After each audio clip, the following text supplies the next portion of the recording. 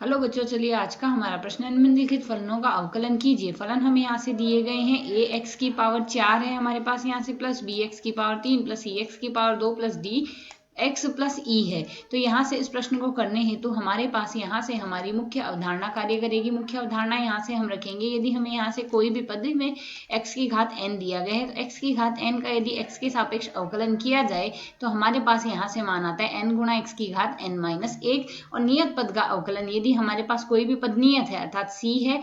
c या अचर है, तो उसमें यदि c का अवकलन किया जाए x के सापेक्ष तो मान आएगा 0। तो इसी अवधारणा के अनुसार यदि हम सरल करें, हमें पद क्या दिया गया है, ए एक्स की घात 4 प्लस बी एक्स की घात 3 प्लस सी एक्स की घात 2 है प्लस डी एक्स है प्लस ई है। यहाँ से हमने इसका अवकलन करना है, वो भी एक्स के सापेक्ष अवकलन करेंगे। तो हमारे पास यहाँ से मान क्या आ जाएगा, हम एक्स के सापेक्ष पहले तो अवकलन करेंगे ए एक्स की घात 4 का, प्लस उसके बाद हम अवकलन करेंगे बी एक्स की घात 3 का, प्लस इसके अगला पद हम अवकलन करेंगे सी एक्स की घात 2 का, और इसके अगला अवकलन हमारे पास होगा यहाँ से डी एक्स का एक्स के सापेक्ष अवकलन। और यहाँ से अगला पद हमारे पास अवकलन का आएगा, नियत पद का अवकलन हम x के सापेक्ष करेंगे। तो यदि अब हम इसे सरल करें, इस पद को हम सरल करके क्या लिख सकते हैं, a नियत पद है तो हम बाहर लिख देते हैं और x के सापेक्ष अवकलन कर देते हैं x की घात 4 का, प्लस b को बाहर लिख देते हैं, x की घात 3 का अवकलन हम कर देते हैं, प्लस c गुणा में d बट्टे डी एक्स, एक्स की घात 2 का अवकलन होगा, प्लस इसी प्रकार d को हम बाहर लिख देंगे और अब अवकलन करेंगे x की घात 1 का